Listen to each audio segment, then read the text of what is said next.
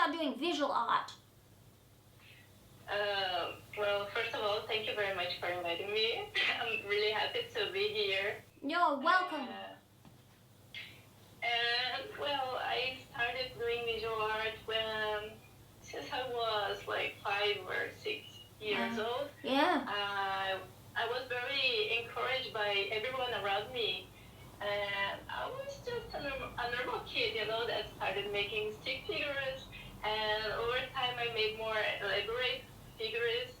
And when I was younger, I liked to design my own toys and cut them out to play with, especially like winged creatures. Sorry. Yeah.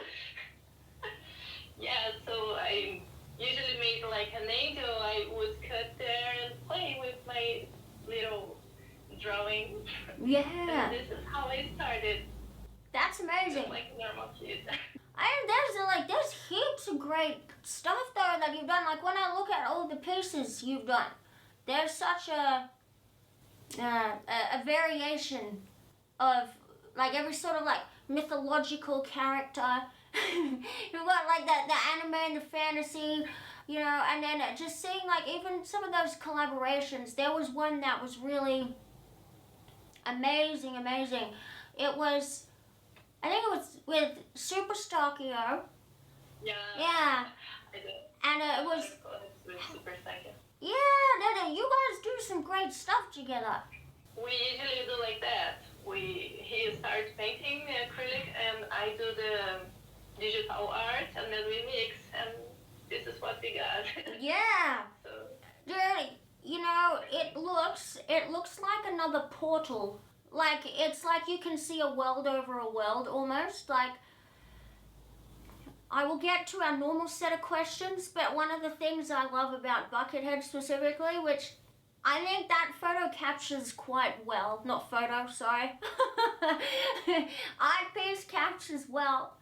It's that whole visual when you're listening to Buckethead and you're sitting there and it's almost like you can see another world right in front of you. You're aware that the chair you're sitting on, everything, but it's very apparent there's like almost like another realm. When did SlunkBot drawing start? Like when did you decide to do the Buckethead inspired work and let's say your modern or recent artwork? The Instagram account appeared in 2020. Yeah. I already put the nickname SlunkBot in my drawing since 2016. And I say that SlunkBot drawings appeared in 2020 when I had a boost of confidence. Yeah. So that I didn't think my drawings were good enough to make a necklace for this. But everybody around me was saying, no, you should do, and okay, I'll make one. Yeah, yes. And then I decided to separate my artistic account from my personal account. You is totally different, but we Buckethead fans tend to be on the behind the scenes, Yeah. We use it to cover our face. We don't like to be showed so much. Yeah. We are shy. What are your favorite pieces and some of your favorite collaborations you've done? For the 2020 and 2021 Christmas collabs, they were my favorite. Yeah. The 2021 because it was the first time that we Buckethead fans got together to create something visual that represented Christmas as a whole.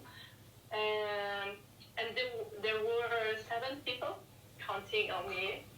And the next year, the number of artists almost multiplied. And in 2021, I had a problem in my hand, and I couldn't draw. I couldn't make so much elaborate artwork. And then L1D took the lead, and that ended up with a greater Christmas spirit than I imagined. Yeah. It was pretty good. Yes. see that people were trying to make it with their hearts. Just like, wow, we can do this. I couldn't make the drawing the way I would like to make. And then Wendy said, oh no, I can make the cover for you. I can make this and this so you can go rest. Because I was very stubborn because I have a lot of pain in my hand and kept drawing. I kept drawing. And everybody around me was saying, just stop drawing. And I was like, no, I can't stop. And then in December, my hand just broke. I couldn't move my hand for like 2 weeks. It was terrible, but normal again. I think that's why people always want to help. I think that's why everyone wanted to consistently want to make this collaboration, the Christmas one, to work so well to still go ahead. And I think it's just that nice thing, I guess. It's a reciprocated energy, you know? It's like, I guess if like as a child for you, if you got encouraged to do art, I mean, look, see, like you're encouraging people to do art now, and then it's like you organize so much for everyone else, that, you know, I guess like it's easy to know what, you know, people want to help back because you're an awesome person and an awesome artist. But yeah, thank you for including my crappy drawings. No, I love something like that. This is the magic. This is the magic we have in art. Because no matter if you were good or you consider you are good or not, you are trying to express yourself and what you like through art. And this is pretty awesome. What does art mean to you? I think art means a language. It's a language medium for me. It's a sincere conversation made from soul to soul. Images, text, words, photograph, movements, everything will be art from the moment the artist managed to communicate with his own feelings while creating something in the real world. Mm-hmm. And this generates empathy between the creator and the admirer. And the art is so pure that it reflects even in the way you interpret it. So intertwining the artist traits with what you are feeling at the moment. I don't believe there is another way of communication as honest as art. So sometimes, just an example, sometimes when I'm feeling not so good, I listen to Buckethead and I don't know, his melodies just make me cry because it looks like he understands me or I understand him. We have a connection there. And I think this is so pure and beauty. It creates peace, you know, and a deeper understanding of people's differences, but also the similarities, like being able to connect. And I think it's, like you said, it's something that I think is honestly, it's a great form of education, number one. Getting the mind to think, but also being able to connect to someone else and then finding, okay, you know what, I think there's the deeper meaning underneath, there's always a similarity or something that you connect to within them where you find your similarities. And maybe, you know, I always say that not everyone is exactly the same. Like we're all different, we can have similarities, and it's kind of cool to see, you know, everyone's unique style and an interpretation of a similar feeling, right? And that's beautiful in itself to see how everyone's differences actually connect more community. And what's the word I'm looking for? It's like there's just a unity. Like like the whole world connects. Yeah. Together, harmony. I am in Brazil right now. You are in Australia. We Yeah. because of Buckethead's art, because of my art, because of your art. You know, it's all related, and also, I don't know. It does. It's like everyone's individual self, but they're connected, and I think that's something really awesome about Buckethead, and I think he's someone who encouraged me to do the same, like for confidence, and to just you know what, if I want to do something, just do it, you know, like don't worry about other stuff and what everyone else is doing who likes it, you know. That was the best decision I ever freaking made in my life.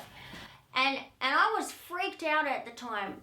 And I kept thinking, like, you know, no. What would Buckethead do? What is my thing? Because I would have, like, some, like, you know, just these imaginative ideas. You know, I want to do that. Oh, but what will people think about that? I'm like, shut up. Like, what are some of the other collaborations that you've done? Nick Johnson one. It was only a commission I made for a friend. Asked me. I started painting, and I don't know.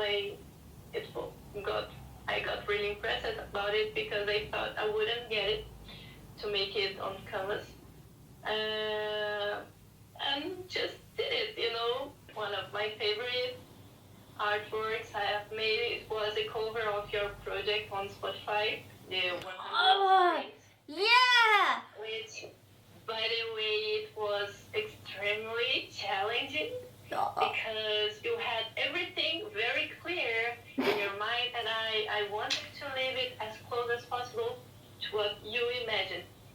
And the amount of detail was done on it. I have never done any other drawing until now. Yeah. And there were days that I said, oh my, why did I invent to do it that way? But when the art was ready, I couldn't stop looking and saying, wow, come on, I did it. That's awesome. No. Yeah, there was so much detail in that. Like, I was so happy. I'm a real picky person on the details of my visuals. But yeah, that was incredible. You know, like the colors in there too. But even the detail, like she had like, you know, like the tattoo. I know we can see that on the camera, but she had that on the foot, like the necklace, the crystal necklace that I was wearing, and the big chicken coop, and then it had my cats down the bottom, like my actual cats in the right breed. Had a like a little Playboy bunny in a bucket coming out, like sort of like pulling a rabbit out of a hat. The magic of Buckethead's music.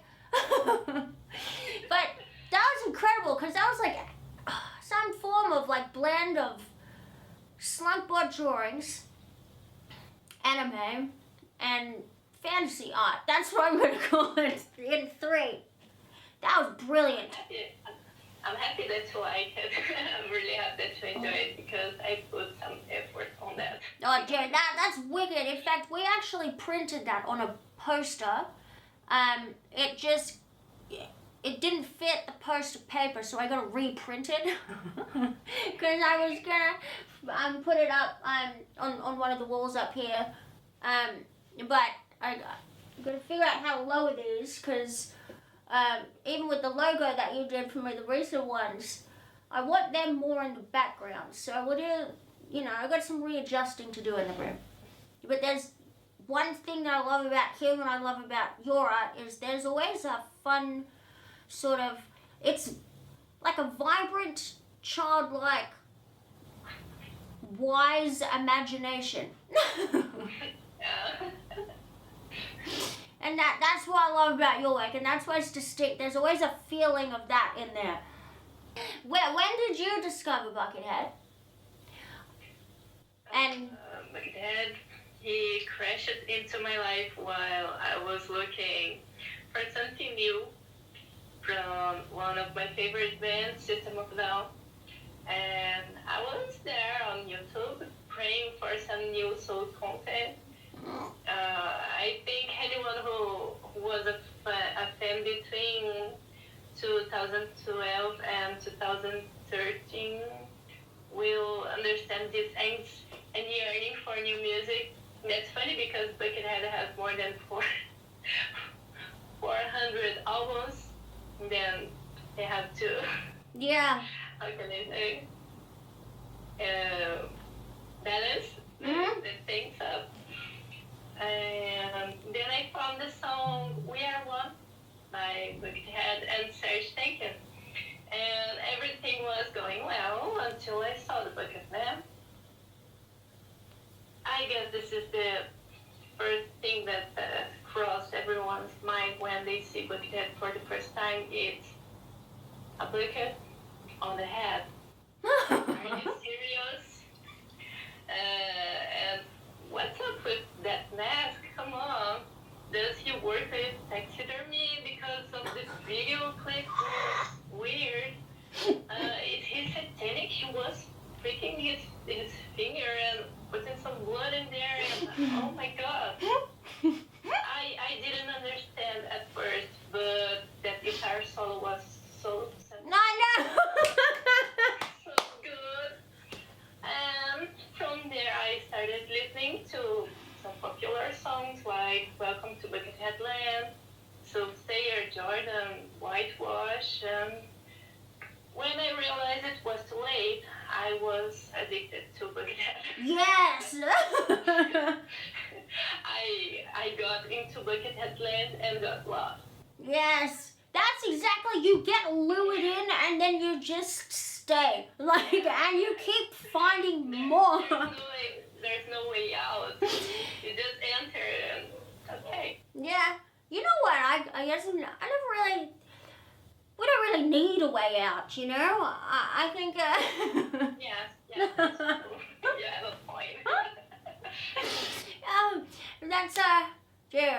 That's awesome. I love it. He's a character, yeah. Like, and I can see why at first maybe some people are like, what?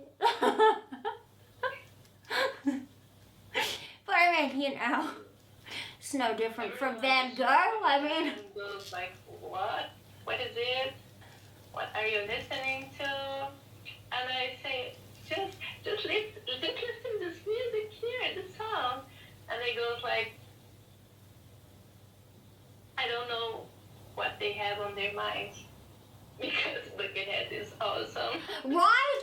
Yeah, that's why I think for some people, I think if you can connect with him and somehow it is like you're communicating. Like you really can feel his presence is like there.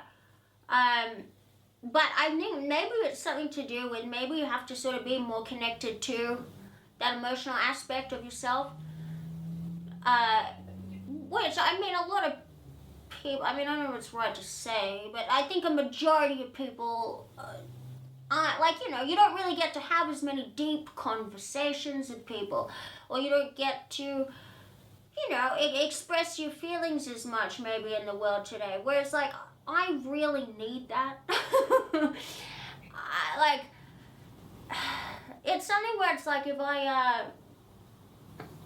don't like small talk by any means, and it's just so good when I guess you have something that you can relate your emotions to, because like I said, I think that's the beautiful thing about art, and that's sort of where I think the more I connect with Buckethead, the more I connect with other artists. But it was just nice to be able to have that deeper bond with people and just with his music, because that was the one thing he does best, and I think that's truly it, is being able to connect you to yourself and like the deeper parts of yourself. How has Buckethead inspired you? Yeah. Buckethead inspired me. Well, after I started listening to Buckethead, I joined some Facebook groups at the time, and that influenced me a lot. Well, first of all, I started getting frequently to KFC and putting a bucket on my head. That's the first thing I start doing. But I met my boyfriend, so did KFC. Yeah. Yes. P.S. By the way, this is something I always noticed. You know, the first time I saw that name, I was like, that just respect, man. Like, solid KFC. Shout out to you. That's dude, that's one of my favorite names I've ever seen in my entire life. That solid name, man. Yeah. So I met my boyfriend there. I made my first international friends. I started studying guitar to learn some songs. Nice. And I even dressed up as Buckethead one day, and I walked around Teodoro Sampaio here in São Paulo. Teodoro Sampaio is a street full of musical instruments stores, and several people asked me to take a picture with them. And it was pretty funny because I never saw so many Buckethead fans here in Brazil.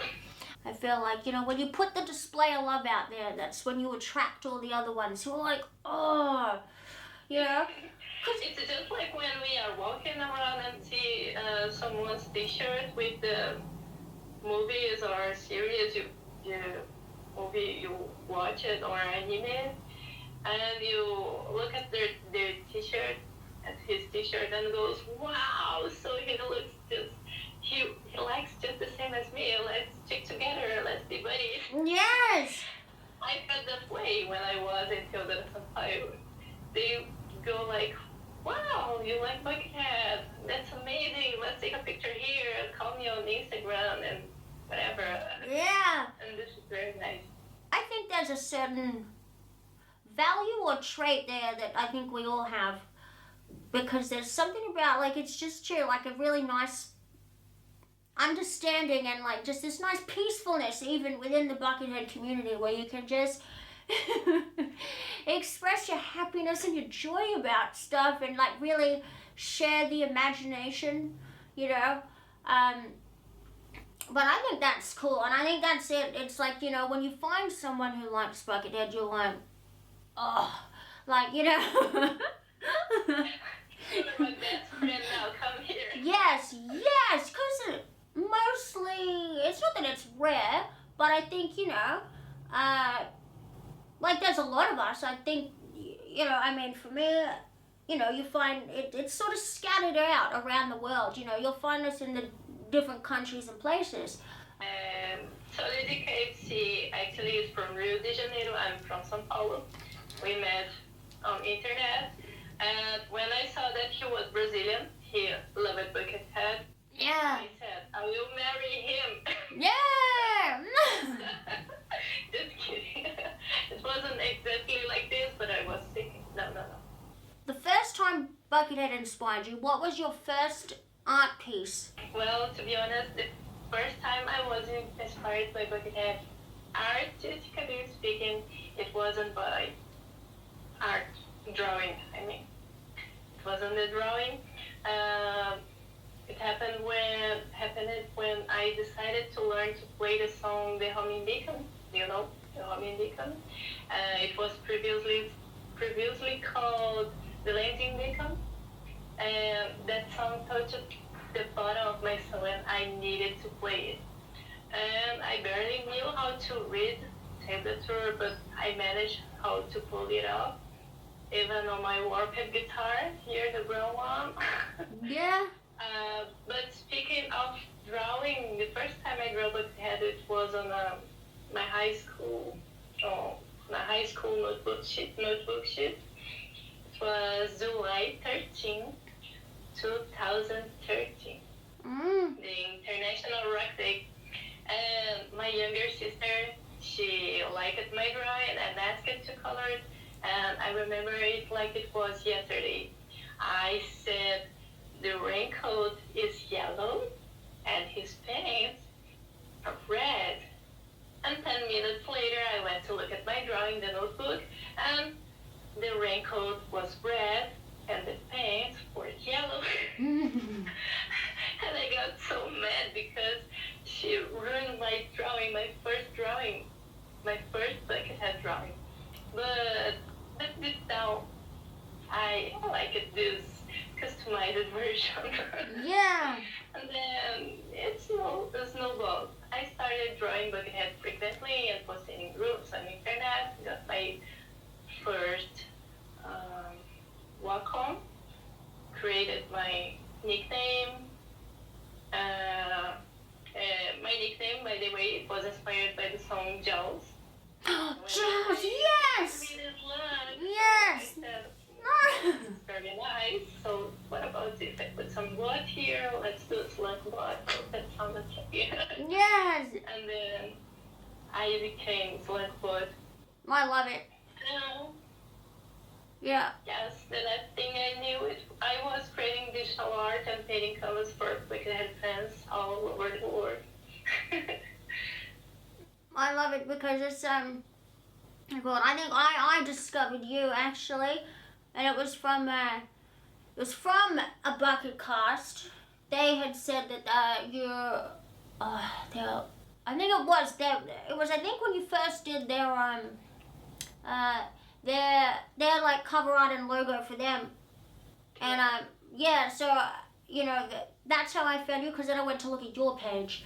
And I was like, oh, that's really freaking cool. And then, you know, that's how I found you. And then I went, dude, there's all these freaking cool arts. Like, even Charlie Chaplin's on your page. Charlie Chaplin. Dude, there's some wicked stuff there. And so we don't run out of time, I need to say one of these things real quick is, one of my favorite, like, arts that you've done is, it's the one that's, I think it's Buckethead in space, and he's got like the basketball, and I think it was for, what did I read? It was like done on his birthday. I think 2016.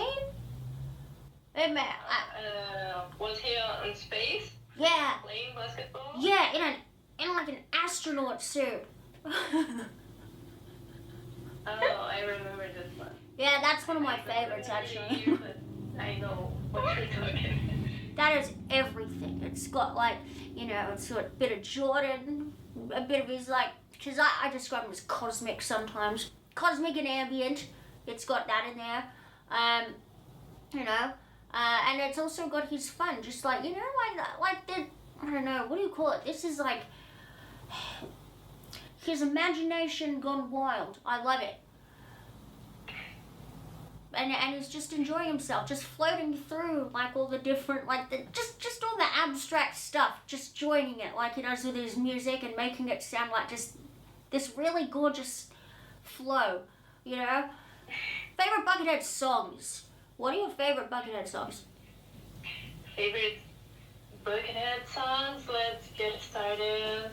Well, you asked for it, so here's my Buckethead top 1,000 favorites. Yeah, it's hard.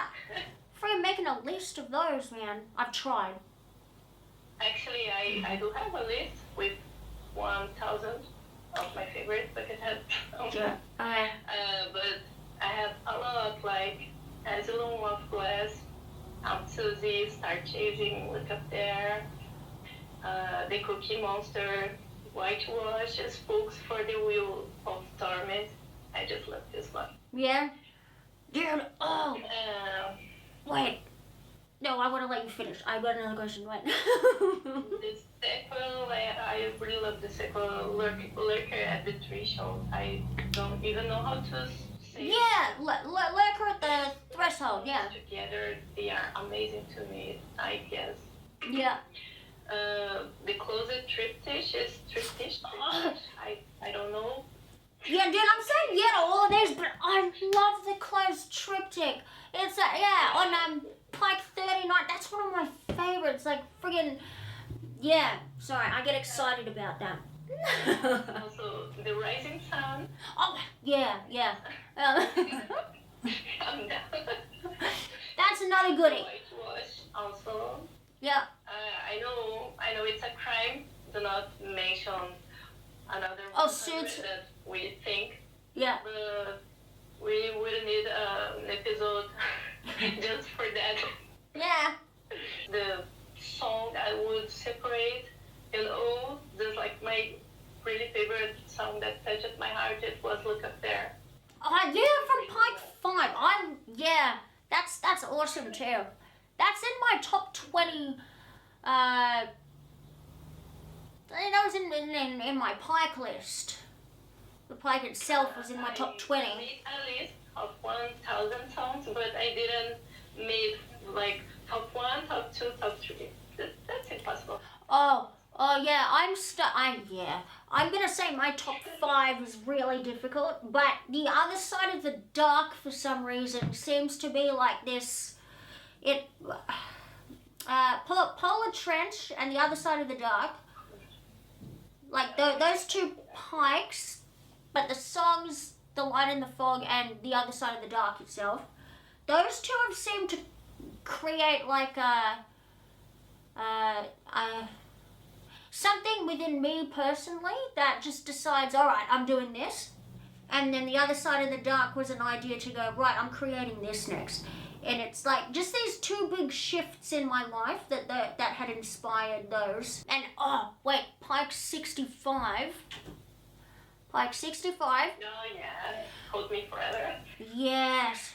Right, it's track 4. Literally 4. Then 4 and Perfect. Hold Me Forever. Yeah, some people say that Pike 65 is really touching, but I think Pike 66 is even harder for him than 65. I know 65 was pretty good making for her mom, but 66 we can sense a little bit of anger, a little bit of frustration, and the song type, the name of the song is for Leave the Light On. I love Leave the Light On, yeah. And here lives 1.5, and we know that Buckethead always mentioned that he is half alive and half dead, so it keeps us thinking, is he talking about his mom? Is he talking about something deep? And you're right. I think that Pike 66 is even strong than 65. But of course, no, I don't want to compare them. But 66 really have something that I guess some people have missed this. They were so interested in 65 that I guess they didn't capture it in 66. Mm-hmm. But I don't know, probably it's just me, I'm saying. Oh, because, yeah, it's, I think it's really touching. There's, I sort of include 64, 65 and 66 as a bit of a trilogy. I can't work out specifically about 64 why that's part of 65, but now, and I couldn't work out why I used to include 66 as part of 65 as well. So you're right, there must be something there. Because, like when you look at the album cover of 66, and it's like the little ghost town. That's what it reminds me of. And then there's, there's like those really sort of sadder songs in it. Was it like the Hospitality? The Bellman was in there, yeah. The Bellman. Leave the Light On. No, there's something really thrilling about that. Maybe I should not say that in case it's about some. Well, yeah. I mean, I don't know. To me, I always heard it as like sort of an exciting piece, But now I'm gonna listen to it different now that you said that. SlunkBot, thank you for being with us today. it's been a pleasure to have you on, and just to hear your own thoughts on like art, Buckethead, and the way you've created art and what it means to you, and you know, your own inspirations. I've been honored to have you on, honestly, and it's great too because I wanted to showcase your art, and also you've done my logo and I love it. Right, I put in the secret code in there of 513, which it's hidden in there, and I don't know if I should tell people where it's hidden, but there's 5 somethings in there and there's 13 somethings in there, and it's Well, thank you very much, Kody, for inviting me. I really like it, being part of your new project. I also really like making your art cover. It was pretty awesome, and I'm happy that we make I see you just like a real friend, because Buckethead kind of united us, and now we are talking, and I how can I say that? We are together making the Buckethead, engaging the Buckethead community, and this is really awesome. I appreciate it. It's been great to have you, honestly, and just to hear your personal opinion and expressions.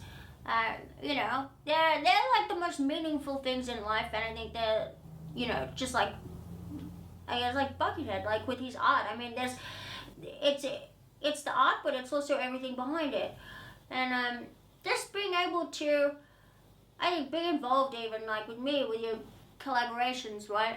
And to me, I'm like, oh, dude, like you don't care that my drawings are crap, like but it's very nice. Like you get a really nice feeling, and the meaning behind art, like it just reinforces that, you know. And it's lovely to have you and like on the show, and for you to give your time, like it's the same time that you give to your art. I think that's amazing. So thank you.